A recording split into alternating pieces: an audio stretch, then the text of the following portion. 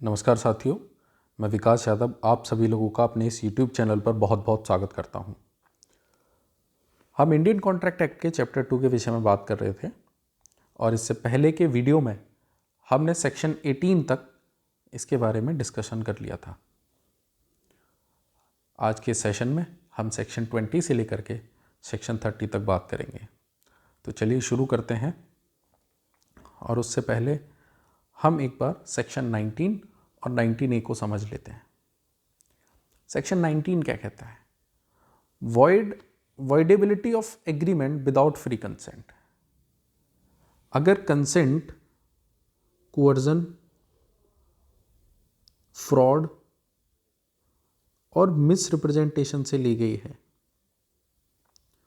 तो उस केस में जो कॉन्ट्रैक्ट होगा वो वॉइडेबल होगा। लेकिन जो एग्रीड पार्टी है उसके पास ये ऑप्शन है कि वो उसको या तो इन्फोर्स करा सकती है या कंपनसेशन भी ले सकती है। ठीक है।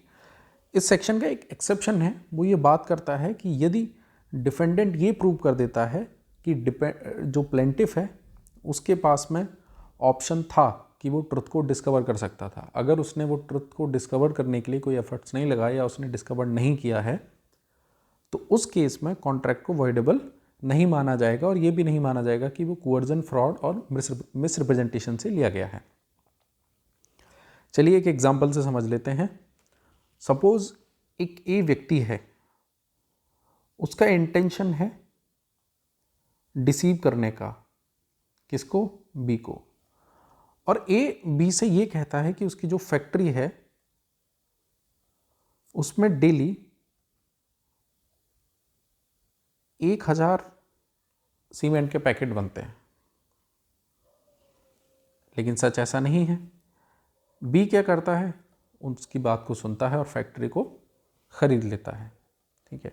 तो इस केस में जो बी के पास जो ऑप्शन है, क्योंकि उसको जो ए है उसका इंटेंशन डिसीव करने का था, तो इसमें बी के पास ये ऑप्शन होगा कि वो उस कॉन्ट्रैक्ट को वॉइडेबल करार दे सकता है। यानी कि ए के हैंड से वो कॉन्ट्रैक्ट वॉइडेबल होगा, चाहे तो वो उसको इन्फोर्स कर सकता है या फिर जो लॉस हुआ है उसका कंपनसेशन ले सकता है। अब सपोज करो कि ए ने बाय ए मिसरिप्रेजेंटेशन, है ना, और बी को ये बताया, है ना, कि उसकी फैक्ट्री के अंदर 1000 पैकेट सीमेंट के पर डे बनते हैं। ठीक है। और बी ने जाकर के उसकी फैक्ट्री को, ए की फैक्ट्री को एग्जामिन किया और एग्जामिन करने के बाद उसने पाया कि वहाँ 1000 पैकेट ना बन करके 700 पैकेट्स पर डे बनते हैं। उसके बाद भी बी उसको खरीद लेता है तो the contract is not voidable on account of age misrepresentation. I hope आपको सेक्शन 19 क्लियर हो गया होगा। अब आगे हम बात करते हैं सेक्शन 19A की, power to set aside contract induce by undue influence. कि अगर कॉन्ट्रैक्ट जो है अनड्यू इन्फ्लुएंस से लिया गया है तो कैसा होगा? वो वॉइडेबल होगा, है ना। और एग्रीड पार्टी के पास ये ऑप्शन है कि वो उस जो कॉन्ट्रैक्ट है उसको कंप्लीटली सेट असाइड कर सकती है। ठीक है। ए जो है एक मनी लेंडर है, उसने एक एडवांस मनी दिया किसी को, बी को। तो ए जो है मनी लेंडर था, उसने एक एडवांस मनी दे दिया बी के लिए। बी क्या है? एक फार्मर है, उसको अमाउंट कितना दिया? 1000 रुपीज़। उसके बाद वो उस पर ये दबाव बना रहा है कि वो ये प्रॉमिस करे कि वो 200 रुपीज़ देगा 6% एनम के इंटरेस्ट रेट पे। ठीक है। तो इस केस में जो कोर्ट है वो इस बॉन्ड को सेट असाइड कर सकता है और बी को ये ऑर्डर दे सकता है कि उसने जो भी उससे ए से जो भी पैसे लिए हैं उसको जो इंटरेस्ट रेट है उस पर वापस कर दे। यानी कि जो अनड्यू इन्फ्लुएंस से लिया गया कॉन्ट्रैक्ट होगा वो वॉइडेबल होगा।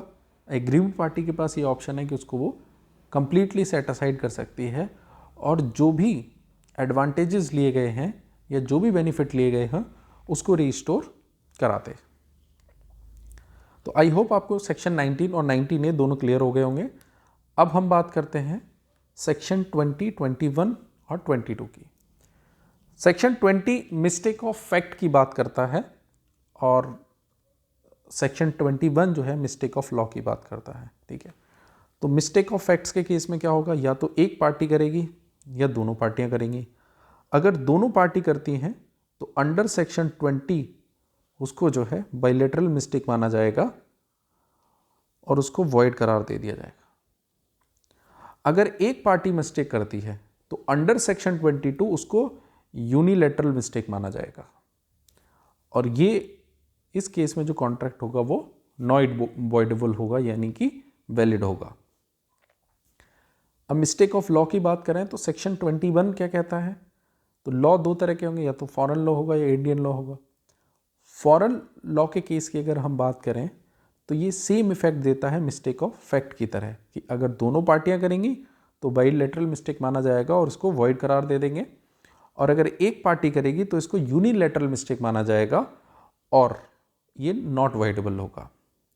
इंडियन लॉ के केस में ये नॉट वॉइडेबल होता है, मीन्स वैलिड होता है, ठीक है। तो आई होप आपको सेक्शन 20 और 21 और 22 भी क्लियर हो गए होंगे। नेक्स्ट हम बात करते हैं सेक्शन 23 की, lawful consideration and lawful object. If any agreement the consideration and object is lawful except. तो सेक्शन 23 कहता है कि कुछ एक्सेप्शन है, इनको छोड़ करके जो कंसीडरेशन और ऑब्जेक्ट होगा वो लॉफुल होगा। फर्स्ट पॉइंट कहता है कि when it is forbidden by law, और in other words we can say that the law makes it either punishable और it is forbidden expressly by any statute. यानी कि अगर ये फॉरबिडन बाय लॉ नहीं है, मीन्स ये किसी स्टैट्यू के अंदर पनिशेबल नहीं है, तो उस कंडीशन में जो कंसीडरेशन है अगर वो ली जाती है तो वो लॉफुल होगी।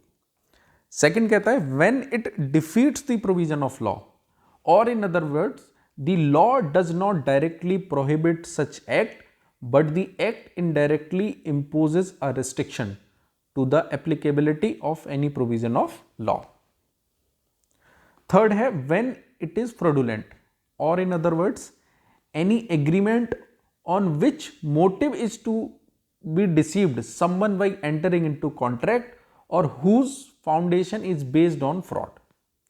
अगर किसी एग्रीमेंट का जो फाउंडेशन है वो फ्रॉड पर बेस्ड है या उसका इंटेंशन किसी को डिसीव करना है, तो उस कंडीशन में जो कंसीडरेशन और ऑब्जेक्ट है वो लॉफुल नहीं होगा। व्हेन, फोर्थ पॉइंट है when it involves injury to any person of property of other, यानी कि किसी व्यक्ति को कोई हार्म पहुंचाने के इंटेंशन के साथ में कोई एग्रीमेंट किया जा रहा है तो वो भी लॉफुल कंसीडरेशन और लॉफुल ऑब्जेक्ट नहीं होगा। फिफ्थ पॉइंट है इमोरल। इमोरल क्या होगा? Here immorality has to be constitute according to the place and think of the society, यानी कि मोरलिटी जो है सोसाइटी के हिसाब से जो भी वहाँ पर एप्लीकेबल होती है उस कंडीशन में ऑब्जेक्ट और कंसीडरेशन लॉफुल नहीं होगा। लास्ट पॉइंट है अपोज्ड पब्लिक पॉलिसी। अगर कोई एग्रीमेंट किया जाता है जो पब्लिक पॉलिसी के अगेंस्ट है या सोसाइटी के इंटरेस्ट के अगेंस्ट है, तो उस केस में भी जो एग्रीमेंट है वो लॉफुल नहीं होगा। In all such cases where the agreement is having an unlawful consideration or object, the agreement is void, hence it will not become a contract। यानी कि इन सारे कंडीशंस के अंदर अगर एग्रीमेंट जो है अनलॉफुल है, ऑब्जेक्ट जो है वो अनलॉफुल है, तो एग्रीमेंट जो है हमारा वो कैसा हो जाएगा? वॉइड हो जाएगा। वॉइड होने का मतलब है कि वो कॉन्ट्रैक्ट नहीं बन सकता। आगे हम डिस्कस करते हैं कि वॉइड एग्रीमेंट्स क्या होते हैं, जो कि सेक्शन 24 से लेकर के सेक्शन 30 तक मेंशन है।